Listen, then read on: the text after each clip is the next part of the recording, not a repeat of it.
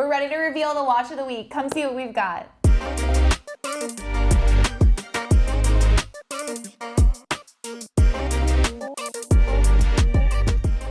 Hi, Justin. Hey, Emily. I'm excited to get to our watch of the week. Me too. As always, it's a fun experience to open this, not just with you, but with you guys at home too. So before we get to see what they have set aside for us, I'd love to hear a little bit about your wrist check. What in the world are you wearing? I knew you would notice this. Yes, the gold Sky Dweller. I love the Sky Dweller. You know, I'm not usually one with a lot of gold on my wrist, but I really like this one. And a little nod to the Watches and Wonders, which just happened. They're now offering the Jubilee, the solid gold Jubilee bracelet on the Sky Dweller, which I think is gorgeous, by the way. Yeah, I love that rose gold. Anyway, I thought it was a great opportunity to give this one a little love. You know I love this. I knew you would. Yes, Yeah. what a great watch. I have on Black Bay 31. That's a very, very one of my nice favorite watches. Yeah. It's got diamond hour markers on this one, but you know what it is? This variation has the black dial, and I love this. I actually also really get that Jubilee bracelet feel on this bracelet. I like the clasp too, but awesome watch. You know, I'm a huge fan of those kind of like shrunken down versions of bigger watches. And this is a great example of it. I think it's a really nice size, especially for a lady. The smooth bezel too. I'm not a big smooth bezel person, so getting the chance to kind of rock one this go around is... I don't even mind the diamonds. A lot of times I'm usually kind of not into the diamonds, but with this one, they're subtle. It's when you see it, it adds. It's definitely not flashy. It still, you know, has that very tool watch look and feel to it.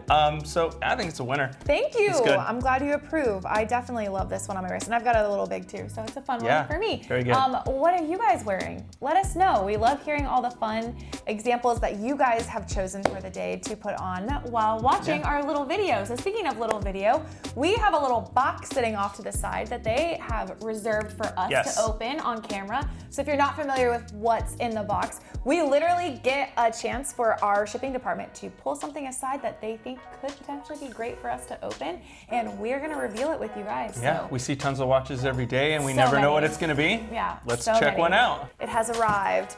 I like guessing. Do you want to open? Sure.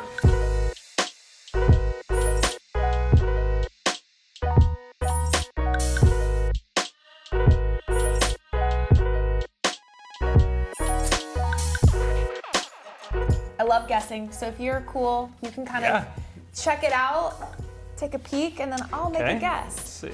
Gotta formulate. I see a small box, so give me the brand. Let me know what it is. You can see a little spoiler, but you can narrow it down, I'm sure, already, right? Yes, I can. Looks I love like noticing that it's a modern full set. Rolex. No vintage, obviously, so no need for Brandon. No vintage. I like this personally. I really like it. Really? Yes.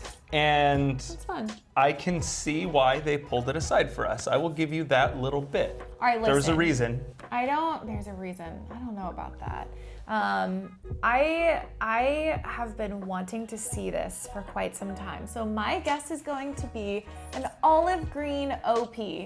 That 36 millimeter with the orange accents on it. Yeah. I've been wanting to see it. I don't know what my problem is, but That's a fantastic watch. Yeah? It's not this one, but this one is just as good, if not better. What is that dial? Oh!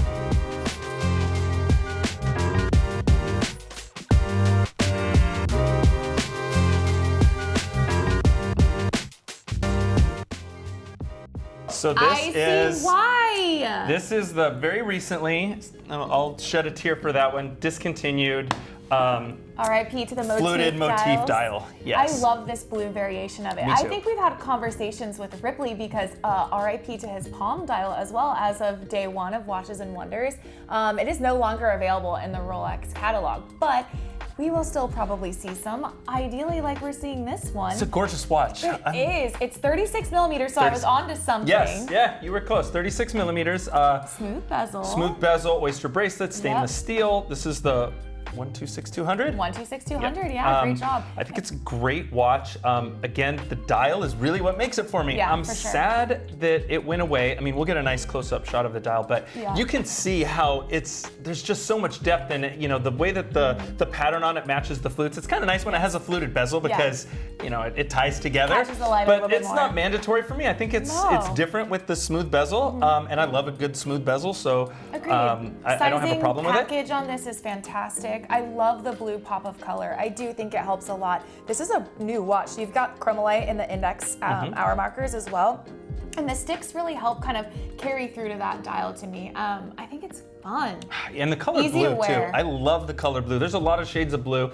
There's a lot of them I like, a couple I don't. Most of them I'm a fan of. Yes, this one's really good. I agree. There's now a few more shades of blue as of this Watches and Wonders reveal. Yes. Did you see that they're now adding an ice blue to a 36 Day-Day? And they have that gradient blue that's on it too. That gradient is so nice. Yes. I personally love the slate one. That's conversation for a whole different video, I'm sure. Yeah, fantastic. But speaking of blues, anyway, blue is a crowd favorite. It is, right? Blue is, it's a thing. It's a thing with watches. It's a thing with dials. And I like it. Again, I think this is a fantastic blue. I love the depth. I love that it has the depth. Like you see the sunburst dials, you know, like on the Submariner.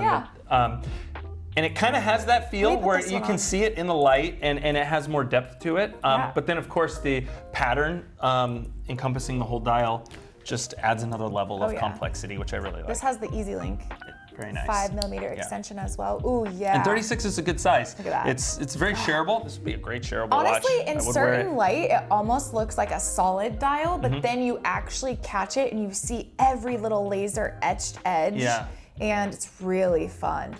You notice it from afar, but it doesn't jump out as something wild. You know, you kind of, hey, what's going on with that dial? And then when you look at it up close, you can really appreciate it, that's kind of my personal preference. Like, I don't necessarily need to see it wild and crazy, but I do like when it's subtle, and it's almost like a little surprise when you get into it, or you're like, oh, it's a nice dial, it's blue, and then you, wait, there's more, and then you see it. I really appreciate it. For me, this is just enough, and I know we're kind of only talking aesthetics here, so excuse us, it's kind of what we default to. If you guys have any additional questions about this watch, all of the details once it's live on our website, since this has just come in, it may not be there immediately as of filming right now, but it will be once this video is live. So head over there if there's anything that we've missed about this watch. But without question, I love the ease and wearability of this. I do. I also want to know, do you guys agree with me on you're sad to see this motif go? I know dials are very... Or does it make sense? Maybe it does. Maybe it's not as awesome as I thought it was, and people won't miss it as much as I do. Either way, leave us a comment below. I personally am sad to see it go. Yeah, which did you prefer most, the motif or the palm? Ooh, they're both good. I think I would have to give it to the motif. Okay, just slightly. more wearable. Just because it's a little more wearable. See, I think Ripley's gotten me used to his palm dial.